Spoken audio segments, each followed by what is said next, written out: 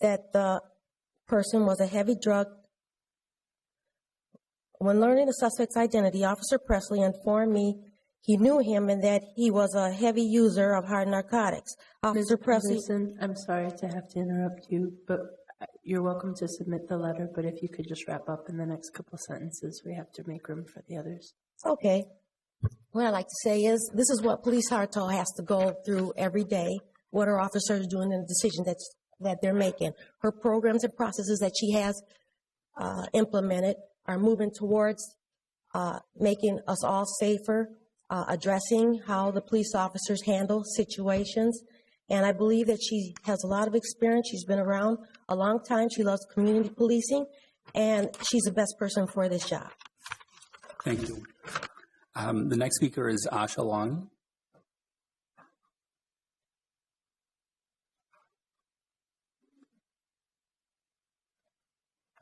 Good afternoon. My name is Asha Long. I live at 1910 Colfax Avenue South.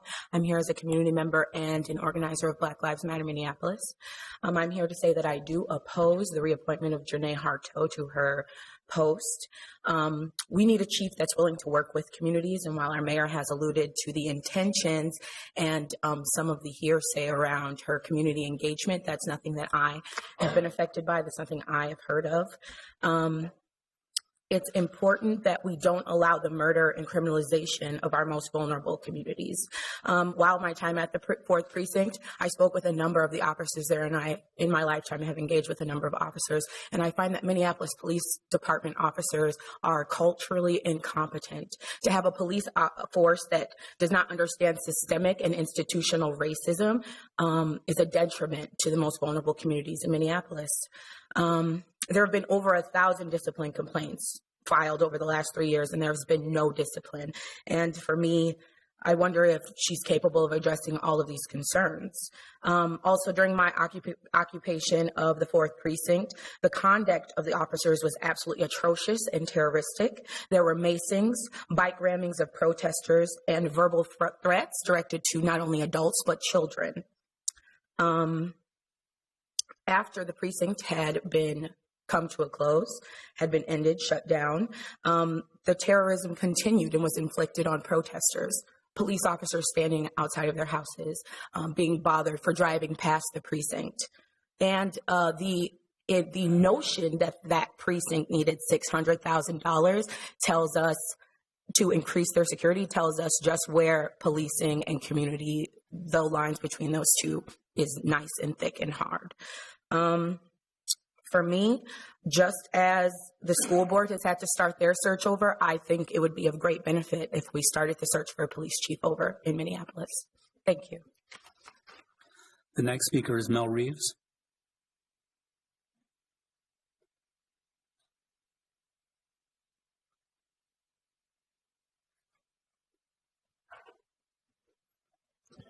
Good afternoon, folks. I'm a North Minneapolis resident. I wasn't going to say anything because most people know me, know that I'm opposed to the system of policing to begin with. I don't think the system of policing is going to do us justice because I think its basic reason for being is to reinforce the stereotypes of our society, the racial and the class ones, and thus we have the system we have. But I do think that things can be done a little better without question. I disagree with one of the earlier speakers who suggested that perfection is what we're looking for. I think it would be silly and also dishonest to talk about perfection since we're human beings and we're clearly frail and imperfect. But I think there is an expectation. I think it's fair to have an expectation if you run into a police officer that encounter doesn't end with you having lost your teeth or a leg or an arm or even your life. I think that's a reasonable thing to expect. Or if you're driving on the car, I think it's reasonable to expect that you're not pulled over just because of the color of your skin. Or if you're in a conversation with the police, I think it's reasonable to expect that the police not disrespect you. So of course we're not stupid, so we don't expect anybody to be perfect. But when it comes to, since this is an open forum, I would take this opportunity because I wanted to support the young people because I had some problems with occupation. On the one hand, I thought some people handle themselves pretty well, but on the other hand, the folks who don't handle themselves so well didn't do so well. I thought it was atrocious that guns were actually pointed at people. Even under other administrations, I don't remember guns being pointed at protesters. But I also take issue with some things that Janae Hartaw has done. Under her administration, 2 black youth have been killed, Terrence Franklin and now Jamar Clark. I think that's a big deal. I don't know what that says, because, again, I think that no matter who you get as the police chief, if the system of policing doesn't change, people who are responsible for them don't change, that's always going to be uncommon. No matter how many police chiefs you have, if you don't change the way police operate, we're going to keep coming here talking about one police chief or another. I wish I had time to talk about this, because this, I thought, was egregious, and I think it was really disrespectful.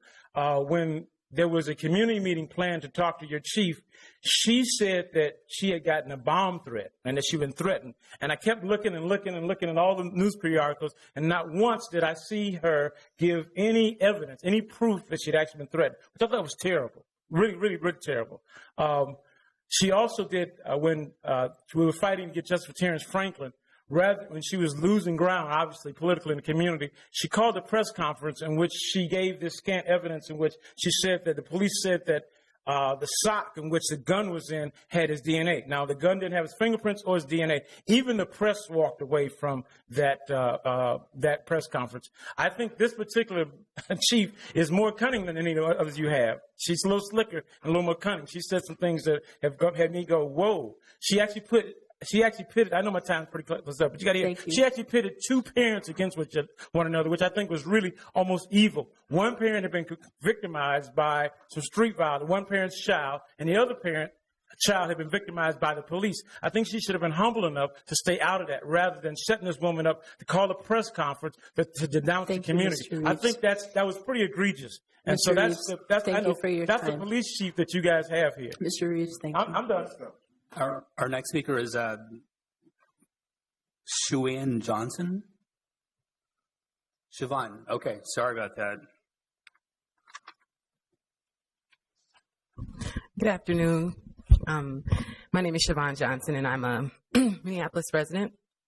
I was very hesitant to come and speak today because I do not know Chief Hartaw that well, and I wanted to hear what others had to say about her. The only encounter that I did have with her personally is on November 18th when myself and several of my students who were peacefully standing in front of the vestibule were removed with deep aggression and force. I will say that Chief Hartaw was very compassionate in our interaction, but that had nothing to do or did not stop the level of aggression that her officers conducted themselves with from that point on throughout the occupation.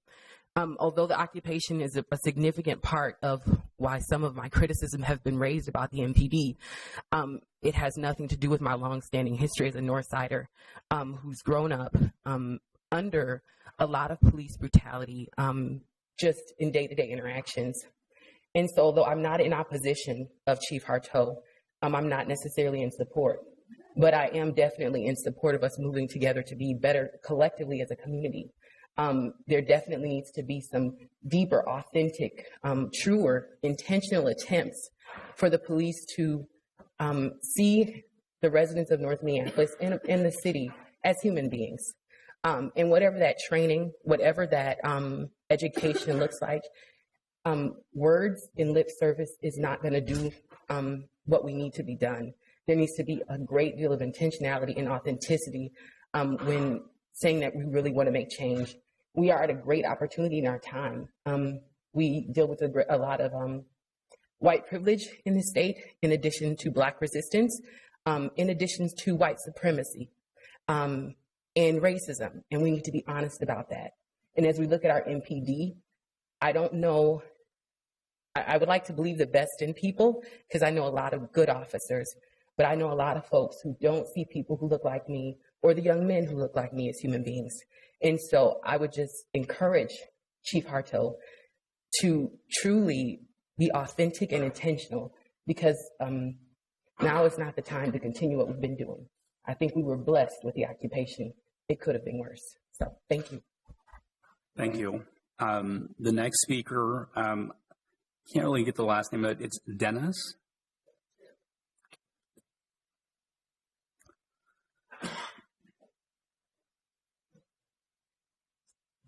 I apologize, Dennis.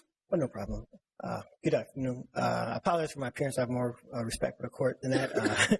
Just finished helping a friend move out of town. I came directly here. First off, I was a direct witness at the Jamar Clark shooting, his killing, his murder. And the police response to that, to the onlooking witnesses, was just horrible. We were just standing there before he died and after, and we're witnesses, so we have a right to stand on that public property. They intimidated, they threatened, they mistreated everyone in the area. And sorry, I'm unprepared. Like I said, I've been moving for 24 hours, and I grew up in Eden Prairie. Went there. My mom moved there. Poor family. Moved there to get me a better education because I tested out of everything in Minneapolis. I experienced every type of discrimination and racism possible. At 16, I was pulled over by every single police officer in Eden Prairie until they recognized me. Now, I'm 45 now. But my child is scared of police, and he has not had any negative interaction, but he watches the news. This whole system needs to be changed and changed radically. I do not know Police Chief Harto personally. I do oppose the appointment. I do know that we need radical change and by somebody new.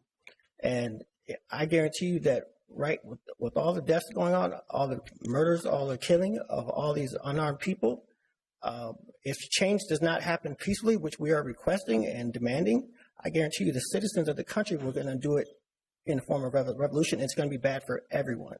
So I urge you all to think very, very clearly about your decisions going forward, not just this hearing, but all the others, everything going forward. Because if you, since you're the ones that are appointed, if you don't make the change, this will continue to happen, and we will still be here, and then it'll just go downhill. Our society will go downhill. I got a few seconds, so let me look at my notes.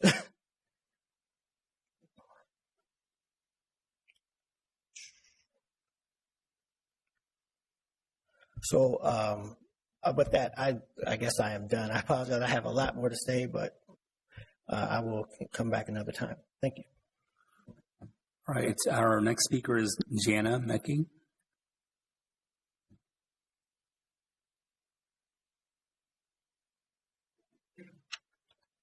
Hello, Chair and Mayor, Council President and Committee. I'm Jana Mecki, and I staff the Loring Park Neighborhood Office. And as part of my role of staffing that office, I monthly meet with the small businesses from the freeway to Grant Street.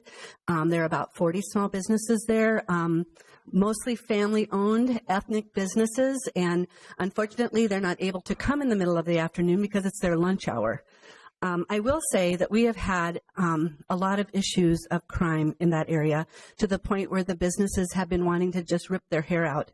And Chief Harto and her administration and whoever was at the first precinct at the time came out, met with the businesses, talked to them, put together strategies of what needed to happen, and moved ahead. We have beat officers on the street meeting with those businesses.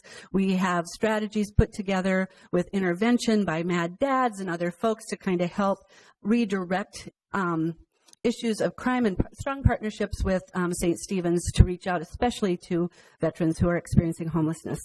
As an individual, I first met Janae Harto in 1990 when she was the beat cop on Chicago and Franklin, and the first to actually work with the community to put a community center together so that we could start community policing. At that time in 1990, we talked about needing more money for treatment, needing more money for prevention, for youth programs, for intervention, for good housing. We're still working on that, and we still need to work on those types of prevention and intervention. But I totally believe in the chief. I totally support your appointment of the chief, and I'm glad to see her come back. And in 30 years of doing this work, we need continuity. Every time we get a new department head, you start over. And I trust Janae. I trust her techniques. I trust her appointments, and I trust the people and her strategies and what she's doing. So I hope that you will reappoint her. Thanks. All right, thank you. And that was the last person that had signed up to speak on this issue. And so with that, we have now completed the hearings on the 3 charter officers nominated by the mayor, which includes the Civil Rights Director, the Chief of Fire and Police. As indicated, we will keep these 3 hearings open and refer them to the Committee of the Whole, which meets next Wednesday, February 10th, beginning at 10 a.m. in this chamber.